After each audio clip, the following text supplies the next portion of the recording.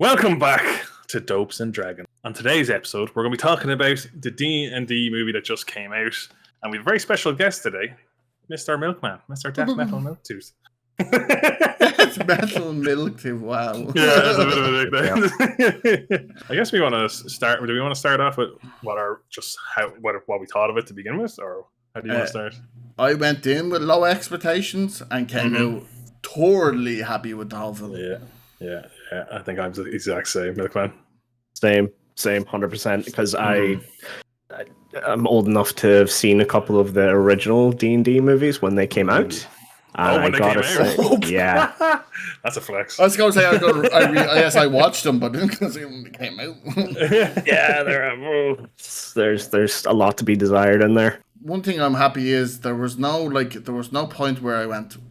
I cringed or anything. I know cringe is a weird word to say, but there was no the jokes were funny. They were on proper funny. Like I genuinely, that was some of the hardest I've laughed at a film in a long time. Like genuinely, we should probably say it might be some. Try and avoid spoilers. I suppose maybe I don't know what we want to think. But we'll try and avoid spoilers. Well, if you haven't seen it in 2 weeks, you should watch it. What are you bleeding doing? Well, I don't know about you boys, but I say go hell for leather. If anybody is going to see it, it's going to already have seen it, because if there's nothing else, it's a diehard fan base. If they haven't seen it, and if they're going to look at a review of it, they're going to think of there's going to be fucking spoilers as well. Okay, but I was just going to say it then. I laughed I think I was obnoxiously that bastard in the cinema that was laughing his head off at the scene where he brings Speak with the Dead, and your man who slips. Now, do you know they're the Australian comedians? I've heard about that happen. Yeah, that trio. Auntie Donna, isn't it, or something like that? Yeah, that's it. Yeah. That's such a weird cameo for them, but fuck me. Or I suppose maybe not. Maybe it's not a cameo. Maybe they just asked him to do it. Well, now I knew why it was so funny, because it was real live comics doing it. I was sitting beside the recliner, sitting beside horse, and all I hear is. And I thought the dragon was back from the film, but no. Rolling at you. I was in tears laughing at Horse. Horse, I think, made the film even funnier for me, because when he was laughing, it just got me fucking going, and I was gone. I felt bad I was sitting beside our friend Clock as well. He was to the left of me, and every time something funny happened, I just have this habit of hitting the person beside me with my hand, and I'm like, And you're not one of those, are you? You're the ones in mass that when you're supposed to do that Karis Creek thing and you're supposed to shake hands or whatever. It's not a case of you put your hand out, you go here. Shake I'm looking not shaking it. Looking to shake your hand. I'm not trying to deck in the liver. But I think in the film itself there was a lot of Easter eggs. Oh, yeah. There was. I think I'm trying to. Let's see if we can count them all. Right. Go on, yeah. What can we think of? All right. Well, the first thing right out the gate for me was, okay, maybe it's not the opening scene or anything like that, but it's that little cinematic they did after the whole window thing, right? And we'll probably talk about that in a second. But the map. I gotta say that there's a 27 megabyte download that you can get from Wizards of the Coast website of the Sword Coast and Faerun or whatever, and I gotta say that I literally immediately as soon as they started zooming out, I went, "That's Icewind Dale." And I was immediately in my head, I was like, "That's because I've got that book right up there, Rime of the Frostmaiden," and I was like, "I know that place," and it's just that was one of those things. That was the start of it. I was like, right, okay, they're immediately pulling people in. And it's yes, I like this. Great. We are here for that.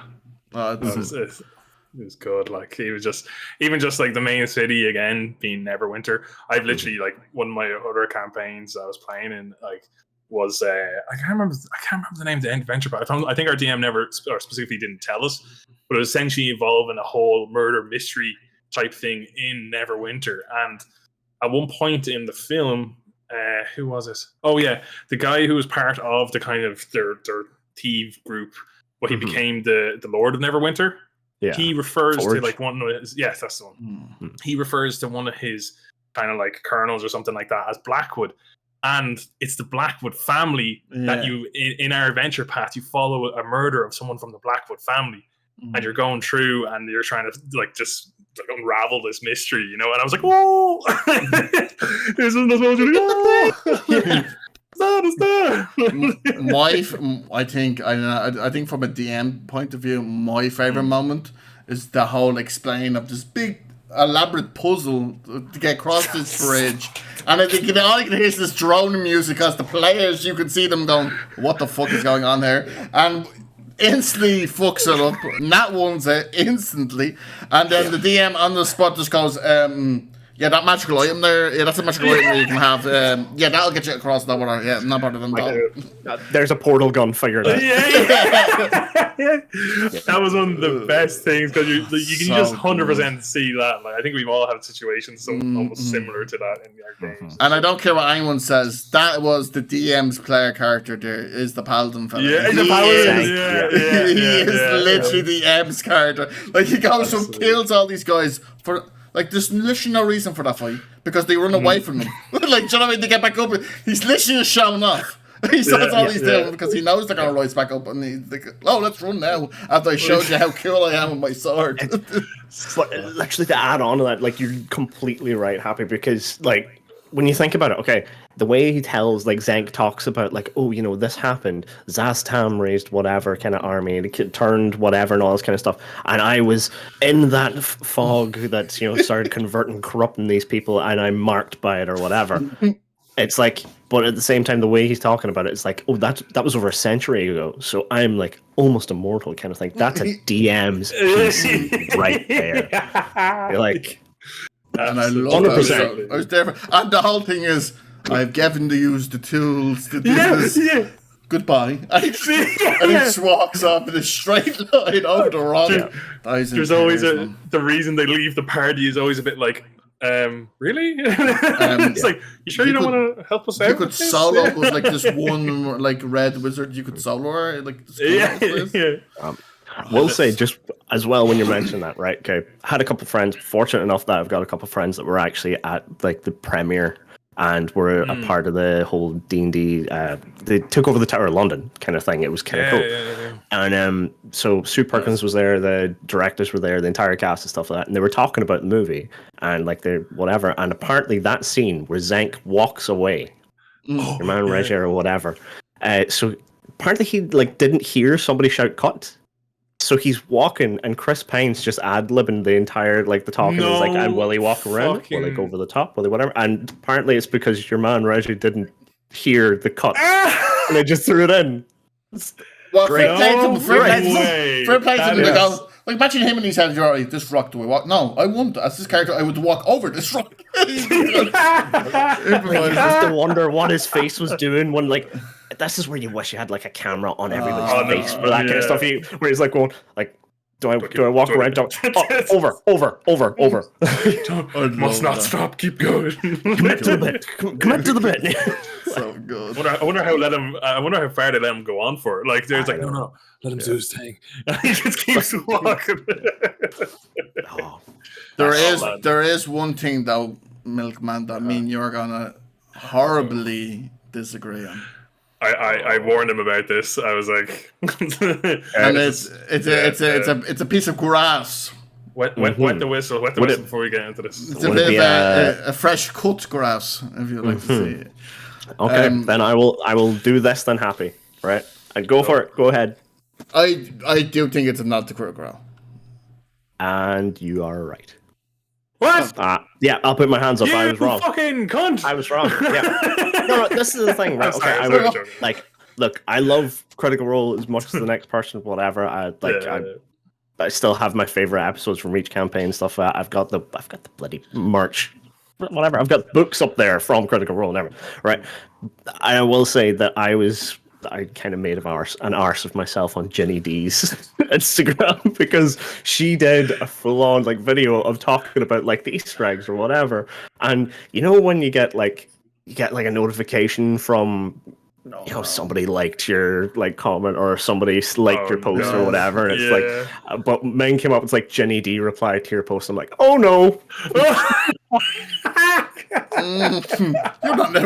You weren't supposed to see the message I left. And sorry, for people who don't know, D&D is like a fairly big like a D&D like content creator, you know. So that's good. Yep. And what did she say then? So what she said was, it's on Sam Riegel's TikTok. And sure enough, if you go on to Sam Riegel's TikTok, he mentions about how they apparently, or something along the lines of, I was half asleep when I seen this notification, which is the worst kind of like notification to see at like 3 o'clock in the morning to go, oh no. But yeah, he talked about how apparently they let him know. It's like that's a wee.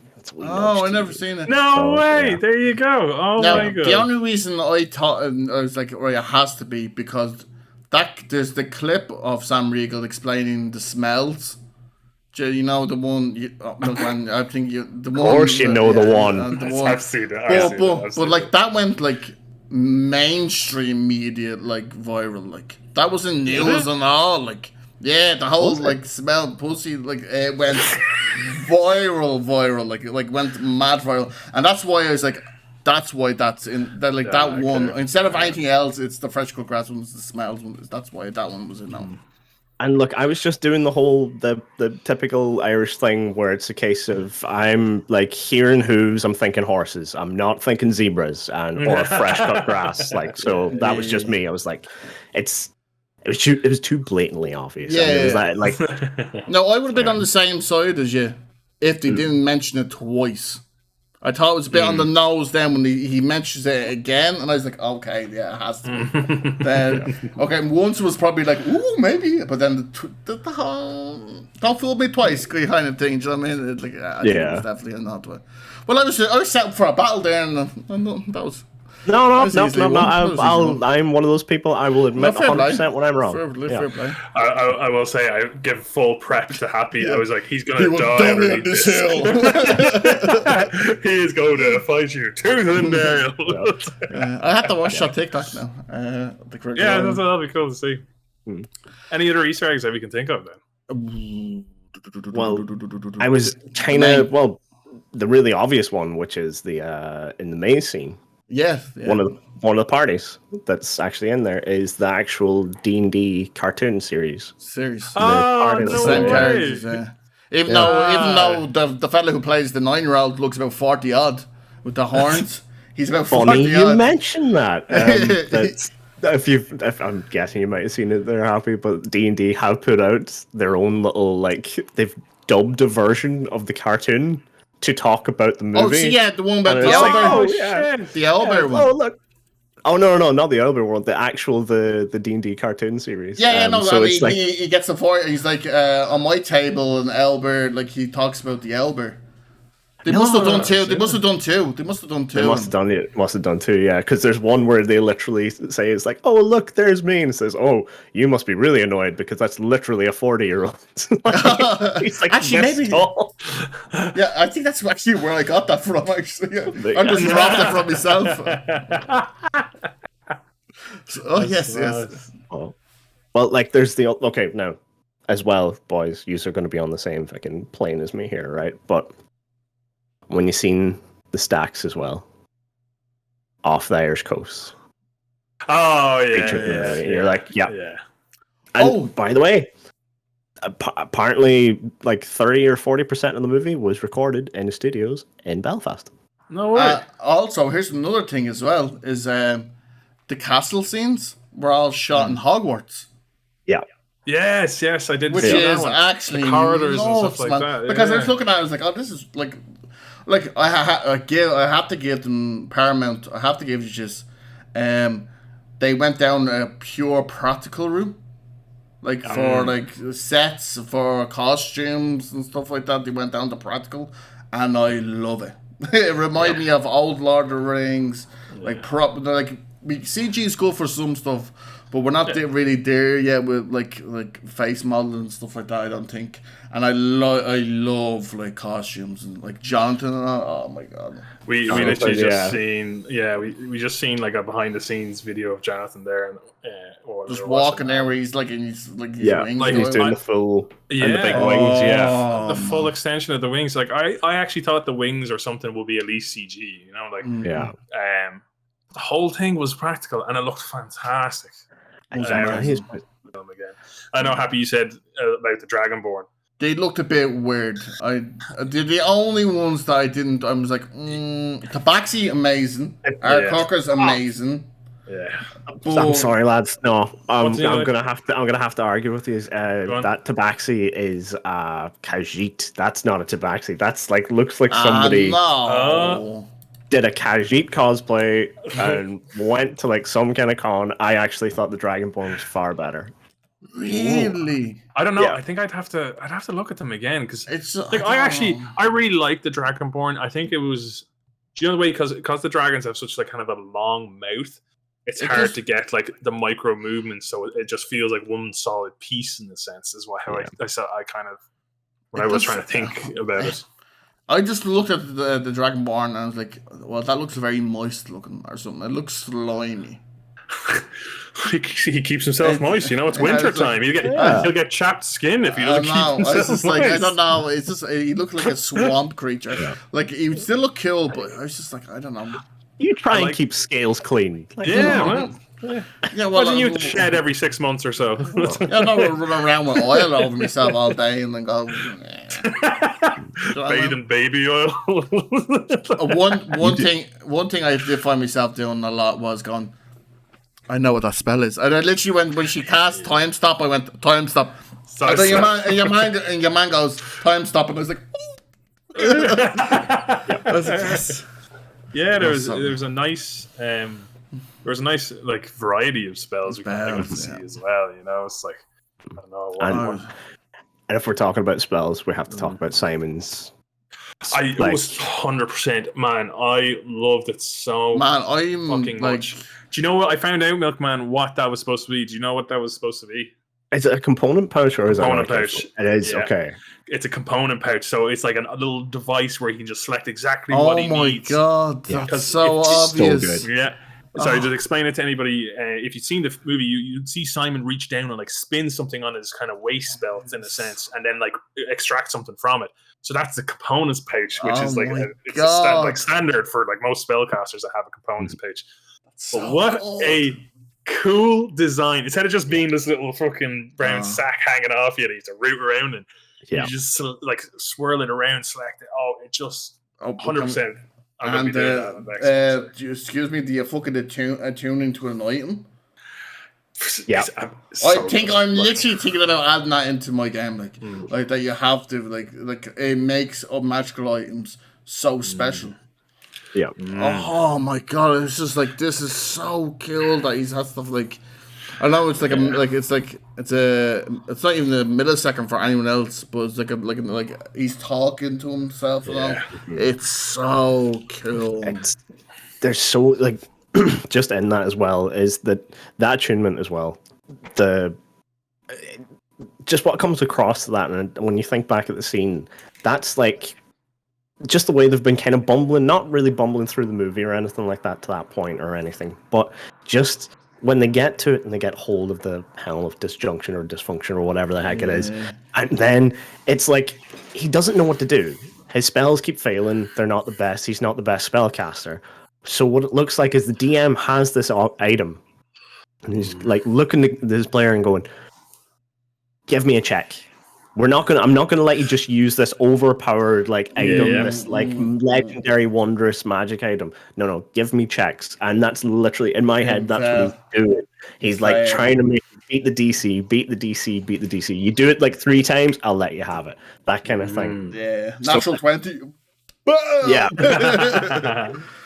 Yeah, so good, man. I was like, wow. I was just like, this is like, even as a concept real, like this is amazing. Like visually seeing it is absolutely top tier. Like, even seeing how the Displacer Beast uses his Displacer ability, it's just so cool. Visualizing seeing it. Like. Here we go. It's not accurate. How is it not accurate? Okay, so Displacer Beasts don't use their pseudopods to do that. It's how do you know? It's never really written though. Yeah, it isn't actually really explained. Did you think it's Go on. Okay, I'm gonna be that guy right now. If you watch my video, it's click up on that thing there. I'm gonna put a thing there unless I forget. Yeah. No.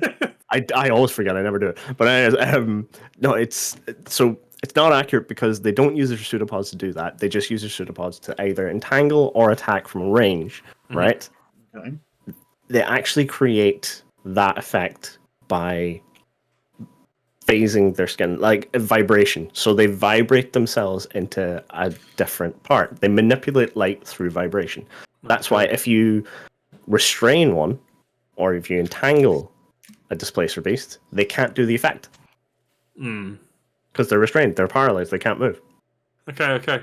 Because in the little bits when I read up, I didn't even see that now. To be honest. Well, it's written very weirdly because it says it projects an image. So you would seem that it's like, oh look, I have these two projectors. You know what I mean? Yeah. I think though, in sense of the film, I think you have do get what to try MilkMan and said, think. Oh, yeah, yeah, 100%. 100% get that. Like, it's not what they were for at all. But I think in sense of the film, it makes sense because if you don't show that, if you don't show something that tells that the displacer beast is projecting that image, it's going to look like there's two displacer beasts. Yeah. You know what I mean? Like, people won't understand that it's actually just the one doing it, and there's not two there. So I think it was more. I'd imagine it's more for like making that clear instead of just trying to change 100% right. Yeah, it's like that was the other thing I was going to say. It's like I'm not going off my high horse going. It's not accurate. It's not right. Dude, it's the rules. No, I'm not that person. They did it really well because you could because this is the thing. Half the people going to watch that movie they either play D&D and they have encountered this like massive creature. They've like it's almost synonymous with the entire game. You go, that's a displacer beast. If you ask anybody who's never played D&D or never seen anything to do with D&D before, and you show them that scene, they're gonna go, that's a panther with 6 legs. Yeah, they don't know its name. Yeah, absolutely. Yeah, so you're 100% right. They need to show it. So yeah. And if you're going to be talking about rules as written. That's not did you guys? Yeah, did you guys see the big kick up? And right, I'm just gonna ask you. Is it druid thing? The druid thing, yeah. How many times? Did you all count? How many times she done wild shape? Yeah. It's like she must be level 20 or something. Well, there's also the argument as well that druids can't wild shape into elbers. That is the other thing, yeah. Which is like, who cares, man? Like, exactly. It's like at the end of the day, like, what you think that Simon was the only one in the party casting spells? That's the other thing, right? Because they took away a lot of spell casting by the others. Like. No spells from them. She only wild shaped. She didn't do anything. No other magical spells. She only wild shaped. Do you know what I thought was a bit strange as well about what was her name? The druid. Doric. Thank you. She was a tiefling, correct? Mm-hmm. Yes. So I was very strange that they didn't commit to like the actual like skin tone or anything like that of a tiefling in a sense. Yeah, you know? Like red skin or something like that. Red. It was like sometimes like a purplish almost as well. Because she kind of reminded me more of a tall satyr. A satyr, what they call satyrs? Satyr, yeah, you're right. That's yeah. A very tall one because like she was just like. Yep. Normal. Sure, I was trying to see. I was like, because I said at the clock who was sitting beside me. I was like, she's supposed to be a tiefling, right? Because I could just see the horns, and I was like, the whole time I was watching that, I was like, does she have a tail? Yeah. Oh yes. And eventually I see it. I was like, there it is. I was expecting her to do hellish rebuke. I was waiting for the hellish. Yeah. Will she do hellish? Like we'll show you her a bit of that she's a bit of a tiefling. I don't think so. Yeah. No. I am surprised that the party was made. Like, it was basically like a whole human party. Yeah, you're right. This is the thing as well. Like again, I don't want to sound like I'm a Star Wars fanboy, but even in Lord of the Rings, they had a big plethora of all the different races that they went through. They had like the halflings, they had goblins, orcs, urukai, whatever you want to call them, that kind of stuff. Like Lord of the Rings, they went down that whole kind of path with all these kind of different things and beasts. Mando. There's like a half a dozen different like species or races or whatever you want to call them, like aliens in each episode, and there was just like, what did we have? And like we literally named the half of them: gnomes, halflings, humans, tiefling, Dragonborn, 1 Aarakocra. Like, okay, 2 technically Aarakocra, but yeah, and the Tabaxis. Which, okay, yeah. It was a bit, because I suppose the sorcerer, I'm so bad with the names, man. He was half elf, right? Simon was half elf, I think. Oh, yeah, he was. Yeah, I forgot he was half elf. Yeah. But even that, we didn't see many elves, which is like, that's usually one that you do see in abundance in these other fantasy kind of series when you think about it. But like, it was very vanilla, straightforward, like kind of. Well, I don't know. Maybe we should give him a bit more credit that we've seen like an Aarakocra and. No, yes, I will get. No, of course. You don't see a Dungeons and Dragons, and you're obviously gonna fucking see. Well, like at the same time, to give them that kind of thing, I think it was a hobgoblin that's at the start of the actual, the prisoner that we follow coming in. Yeah. I think that's a hobgoblin. But hobgoblins are red, no? They can be red, but they can also be purple. Yeah, and he was like, was he not like black or something? No. Was he not grey or something greyish? Just greyish, yeah. So he could be an orc. He could be an orc. Yeah. I just know he'd rabbit tea on him. He was cool though. Like he was well done as well. Holy shit! And I had to say, I don't really like Chris Pine, but I had to say he did a good job. You know what's so strange? I've heard so many people say that they don't really like Chris Pine or Michelle Rodriguez, and they're like, but in this film, I love him. Yeah. It's because like he plays the same preppy character, and she just plays. Oh, I'm sexy. You want to fuck? And like, jumping kind of character, and she plays this like kind of dopey barbarian really well. Like, you know what I mean? And it's all about like family, and I love that they don't make Chris Pine and her a love thing. It's like a brother and sister. Yeah. That was really nice. I don't want to see that. And the other relationship thing was cute, little funny thing between Simon and Dark. Like. Yeah. Simon's reaction to like, what does he say when he's like, "Can we give her a shot" or something like that? He's like, "Oh yeah," or something like that. Yeah, he says something like that. What's your favorite parts? Like little tiny bits that like really struck out at you that you really enjoyed in this. I will have to go for the bridge. The bridge moment was just for me. The bridge moment was really good. I fucking loved it. It was just one of those. I have possibly the stupidest one, which is just, and you only see, it's like, I'd say if you counted the frames, it was probably literally only a second you see them on screen. But you know when Olga and Edgin, or Edgin, sorry, I keep saying Edgin.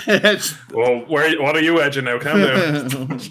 Thanks, Blink-182, for releasing that song and warping my mind for it. I'm covered. There you go. Edgin or whatever.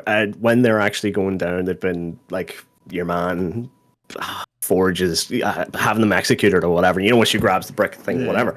But before that, when they're walking down a wee staircase, you see like 2 little things fighting each other or whatever to eat something. Those are rust monsters. Those are baby rust monsters fighting over a piece of metal, and I'm like. I didn't see that. So cute. They're so cute. Yeah, they're in there. If we're talking about moments like that, I had to change my answer. It was the fucking intellect of ours. Seeing them walk. When I saw them, I think I literally went to the horse. Intellect of ours. I was like so hyped. I was like that they had them in them. I loved it. Yeah, which again, which is such a good little joke. Yeah, it's such a great little joke as well. Well, it's a little painful or whatever. What did you say? I'm a bit offended. That's a little insulting. Yes, it was. Yeah. I think it's a tough one for me because even though it was shown in the trailer, the gelatinous cube was something else. It was just like because it actually was like because it's such like an underwhelming character or like enemy at times, but it was kind of terrifying seeing them like just. Like he actually stuck in limbo and fuck! Like it was a bit of a weird feeling, a chill I got from it.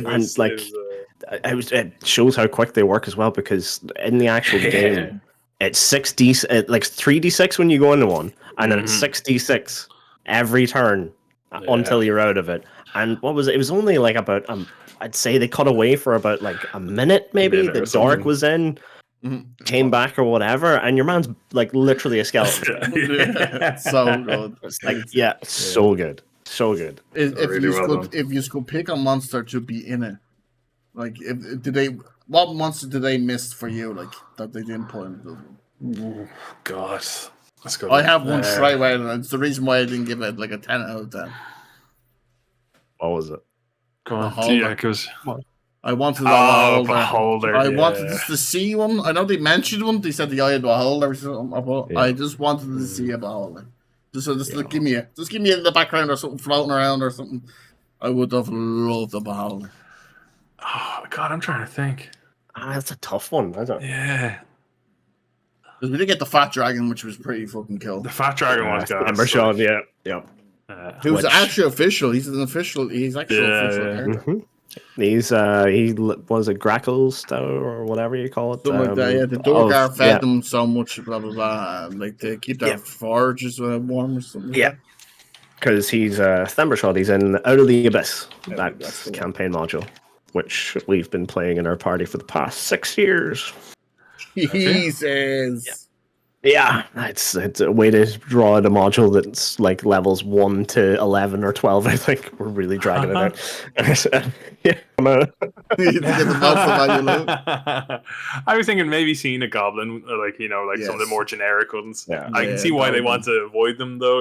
At the same time, like so heavily overdone in kind of other franchises, but like seeing like your generic one, like you see a pack of goblins coming at you. What going off from what monsters we would like to see? What is a class you would have liked to have actually seen the next one?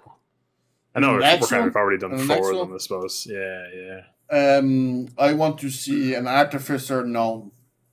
Oh, yeah. What I want to say. That'd be cool. I put it out there, Paramount. You better do it. Artificer gnome. Are you listening? Yeah. Artificer gnome. What were you, MilkMan? Oh, just that. There's just something so cool about monks. Yeah, come on. I just pow. Yeah.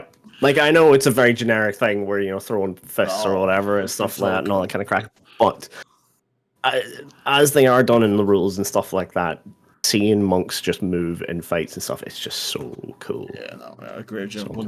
I was thinking Artificer because I actually I don't really like the D&D Artificer, where the Pathfinder Artificer was actually really fucking cool. Just the different things you can do. But I think I'm gonna go for. I'd like to see how they do a ranger. Make a ranger good. Just put Aragorn, man. Lord of the Rings. He's literally the perfect ranger. Hey, Watsy can't even make a good ranger, so. I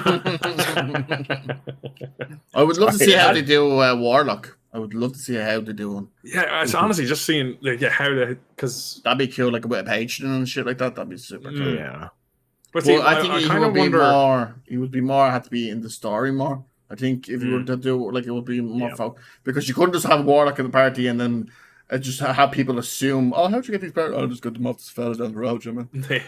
like for like families and stuff, you would have to make him like the main character, I think. Yeah, I get that. Like, to understand what Warlock is, like you'd have to explain. Like. So that's it, because like they're trying to obviously walk a fine line between, giving enough information that people who don't know D&D can understand what's going on, which is I think why we've seen like magic not being used by the that's why that's because you would have to explain one is like the divine magic, one is fucking from nature, arcane, and I wonder, have they kind of put themselves into a little bit of a hole now going forward? I think because they kind of made Simon very special. But like in the world of D&D, you need every fucking Bob and Uncle and knows magic. Do you know what I mean? Yeah. So there's a lot of different schools of magic and shit like that. But I hear they are going into more, they're pushing for more D&D content, which I'm fucking. I'm not surprised. Like, it's been so well received, I feel like. Well, just wee question for you. Zanks, like the paladin, his sword, was that a holy avenger? Ooh, very good. I thought he was casting holy weapon. That's what I thought was gonna. Yeah, I was thinking it was more along the lines of that. Is he a Holy Avenger? Holy Avenger is a good shout, though. But like, this is the thing. Is like, no, I don't think it is because of it. It wasn't just outright killing stuff. Yes, that's true. Holy Avenger, again, for those who aren't aware, is a +3. It's end game level loot. It's ridiculous, and it can only be attuned by a paladin. Good aligned paladin. And I just don't think it was because of the damage it was doing. But it shares a lot of characteristics. Like if you take screenshots or like still shots from the actual movie and you look up the book for a Holy Avenger, that looks a lot like a Holy Avenger. Oh, Really? I haven't. I never because I thought it was because I thought it was the like Smite, isn't it? Or the holy weapon itself. The spell. There's a spell level level 5 spell. Yeah. It's a bonus action, and you just kind of like you build a weapon. You touch with holy power. Like it just makes that +1 or something like that, doesn't it? It's something like that, but it does emanate. It glows. That's why I was like, oh my god, the effect is very cool. Yeah, but Holy Avenger, that's. But doesn't the Holy Avenger always shine? I don't think it's never dim. I don't think it ever dims. I think it only dims when it's not shade. When it's shade, but when it's out, it's always. I could be wrong. Now I'm actually thinking back just before the fight. I think you are right, Happy, because he does do it like a little over it. So yeah, I think you're right. I would say Holy because it's also a bonus action. So you can also attack. Let me check. He gives up his smite for the first turn. He just stood up for 6 seconds staring. I'm surprised that they didn't show smite. I'm surprised with that comment. They didn't show a smite.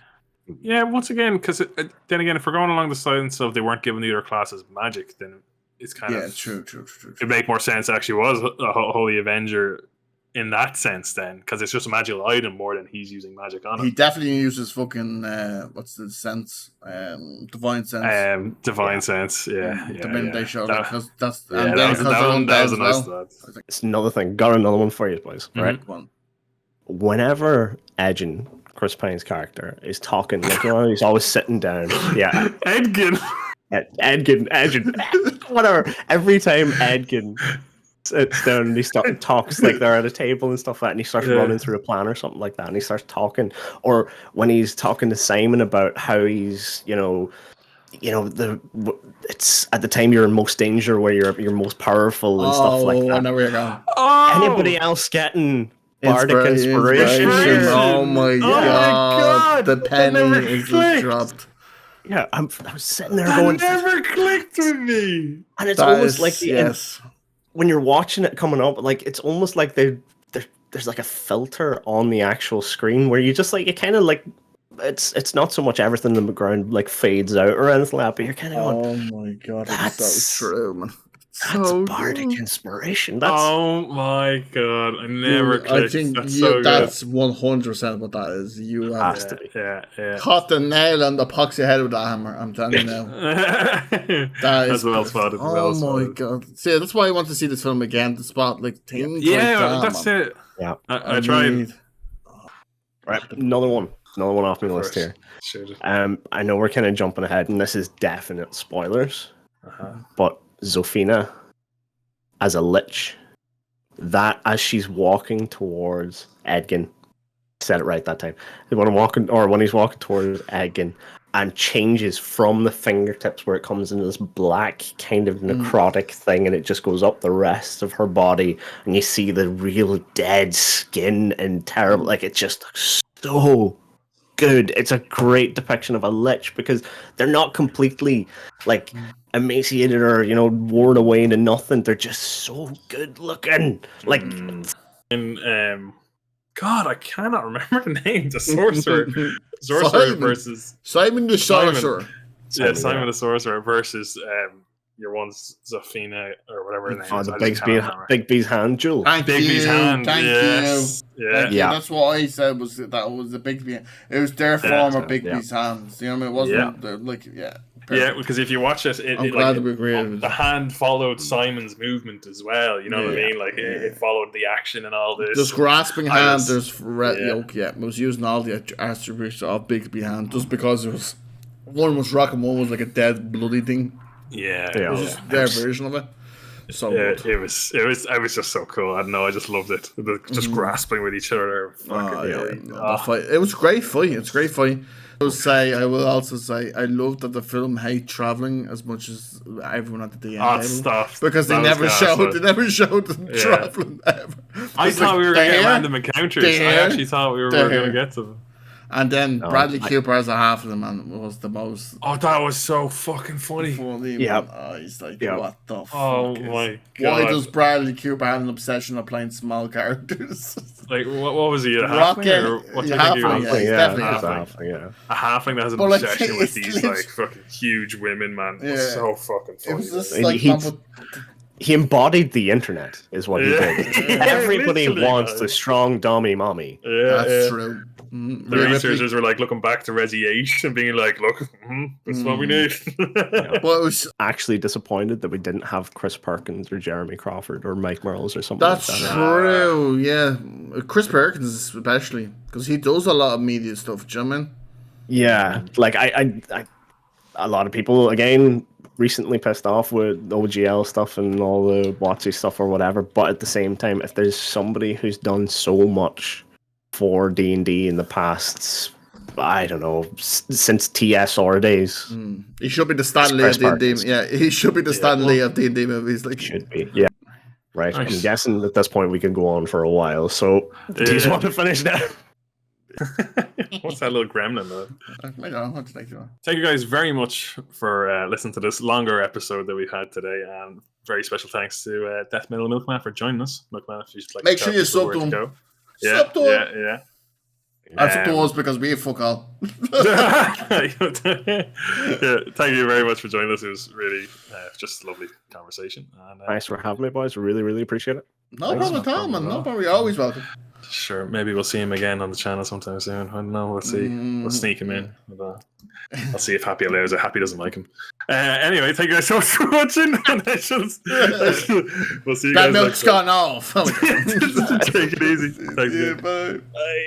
Bye.